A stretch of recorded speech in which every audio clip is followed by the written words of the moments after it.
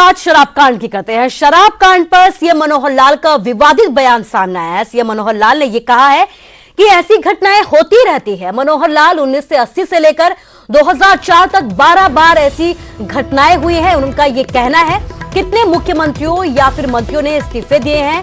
शराब कांड में इस्तीफे की मांग पर जब उनसे ये सवाल पूछा गया तो इस तरीके की बयानबाजी उनकी तरफ से की गई।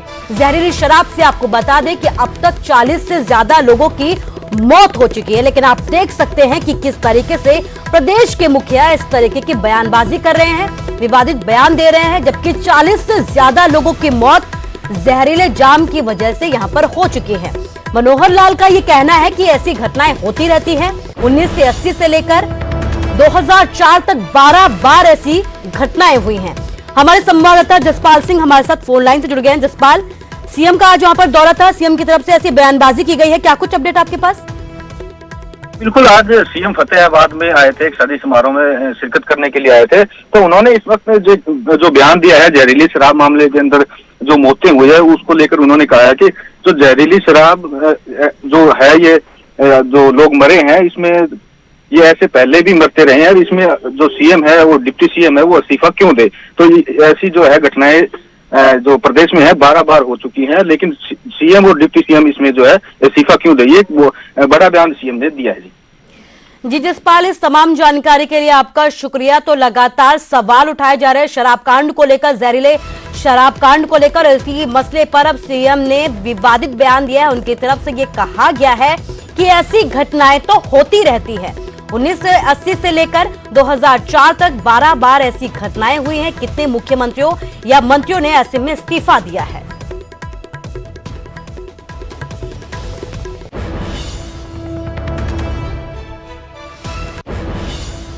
तो हरियाणा में जहरीली शराब से हुई मौतों के बाद सरकार हरकत में है। पानीपत में एसआईटी की जांच के मामले में परतें अब खुलने लगी हैं। जांच में ये सामने आया है कि शराब ठेकेदार संदीप ने बंटी नाम के एक शख्स से नकली शराब खरीदी थी। संदीप ने ये शराब सोनिया नाम की एक महिला को बेच दी और सोनिया ने ही ये शराब ग्रामीणों को बेची थी, जिसे पीने से कई लोगों की मौत हो गई। संदीप और बंटी को पुलिस ने गिरफ्तार कर लिया है और दोनों को 5 दिन के रिमांड पर भेजा गया है।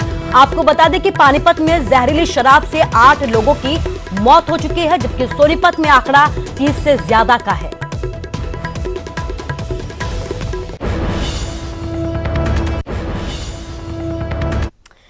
तो कृषि कानून पर नाराज बीजेपी नेता दिल्ली पहुंच चुके हैं। राजनाथ सिंह से मिलने के लिए पहुंचे हैं सुरजीत जियाणी। किसानों से बातचीत न किए जाने से लगातार नाराज है। बिना नाम लिए पार्टी नेताओं पर सवाल भी उठाए, हाईकमान को गुमराह करने का भी आरोप लगाया है। बीजेपी नेताओं की बयानबाजी को भी गलत बताया।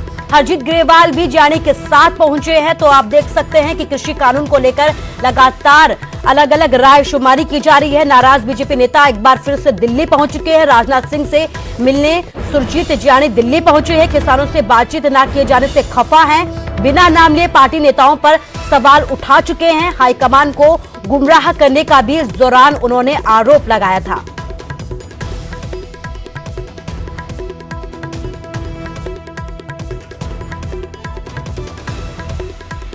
और इस खबर पर ज्यादा जानकारी के लिए हमारे संवाददाता पंकज हमारे साथ फोन लाइन से जुड़ गए। पंकज, बीजेपी नेता दिल्ली पहुंचे हैं, क्या कुछ अपडेट? कहा यह जा रहा है कि नाराज हैं और अपने के ही खिलाफ लगातार बयानबाजी भी करते आ रहे हैं। देखिए, बीजेपी की तरफ से एक कमेटी जो है वो किसानों के लिए बनाई गई थी और उसमें सुरजीत जियाणी को उनका अध्यक्ष जो है वो लगाया गया था और किसानों से राब्ता कायम करने के लिए कहा गया था। सुरजीत जियाणी ने किसानों से बातचीत की है और किसानों की जो समस्याएं हैं, किसान जिन बातों को लेकर नाराज हैं, उन बातों को लेकर पार्टी आलाकमान यानी कि जो राजनाथ सिंह हैं उनके सामने सारी बात जो है वो सुरजीत जियाणी रखने पहुंचे हैं। और कहीं ना कहीं सुरजीत जियाणी के भी पिछले दिनों बिगड़ैल बोल जो है वो नजर आए थे। पार्टी से उनकी राय थोड़ी सी अलग नजर आई थी उस तमाम बातों को, क्योंकि किसान वो बात कह रहे हैं कि एमएसपी क्यों नहीं जो है नए कानून में शामिल किया गया, उसको कानून में शामिल किया जाए। जो प्राइवेट घरानों को लेकर डर है बाकायदा तौर पर किसानों को, वो तमाम बातें जो है वो अब रक्षा मंत्री राजनाथ सिंह के सामने जो है वो रखेंगे, क्योंकि राजनाथ सिंह खुद किसान हैं, एक बड़ा चेहरा है, किसान नेता हैं। उनको किसानों की बातों का पता है और जानकारी ये भी मिल रही है कि आने वाले दिनों में एक कोऑर्डिनेशन कमेटी जो है वो केंद्र सरकार की तरफ से बनाई जा सकती है, जिसमें केंद्र के मंत्री होंगे, राजनाथ सिंह उसमें हो सकते हैं, पीयूष गोयल उसमें हो सकते हैं और इसके साथ साथ खेतीबाड़ी मंत्री उसमें हो सकते हैं, पंजाब सरकार के नुमाइंदे उस कमेटी में हो सकते हैं और किसानों से बातचीत की जाएगी ताकि जो नए कानून आए हैं जिसको लेकर केंद्र सरकार बात कर रही है कि ये कृषि के लिए वरदान साबित होंगे, लेकिन किसानों को इस पर ऐतराज है कि किसान लगातार कह रहे हैं कि इन नए कानूनों से उनका नुकसान होगा।